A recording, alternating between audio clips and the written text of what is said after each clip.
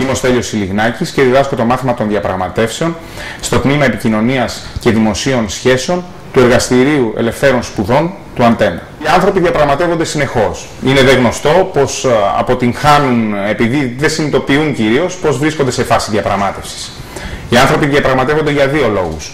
Αφενός, για να δημιουργήσουν κάτι νέο που καμία πλευρά δεν μπορεί να κάνει από μόνη της, και αφετέρου για να λύσουν ένα πρόβλημα, μια διχογνωμία μεταξύ δύο πλευρών. Κερδίζοντας τους ανθρώπους, κανείς μπορεί να κερδίσει τα πάντα. Μαζί λοιπόν θα μάθουμε να σκεφτόμαστε πριν, κατά τη διάρκεια και μετά από μια συζήτηση, διαφωνία ή σύγκρουση με την άλλη πλευρά. Θα μάθουμε να διαπραγματευόμαστε με τον ίδιο μας τον εαυτό, με τους οικείους μας, με τους συναδέλφους μας και τους προϊσταμένους μας. Θα μιλήσουμε για ενδοομαδικές διαπραγματεύσεις και για διαπραγματεύσεις μεταξύ ομάδων.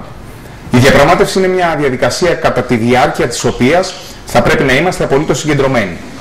Σημασία έχει να κατανοώ, να αναλύω τους διαθέσιμους πόρους και όχι να αποστηθίζω. Θα ξεχωρίσουμε τις διαπραγματεύσεις σε επιμεριστικές ως καταστάσεις νίκης-ήττας και σε συνθετικές ως καταστάσεις νίκης-νίκης. Και επίσης θα μιλήσουμε για αλληλεξάρτηση. Τέλος, θα μπούμε σε στρατηγικές διαπραγμάτευσης και ανάλυση αποτελέσματος.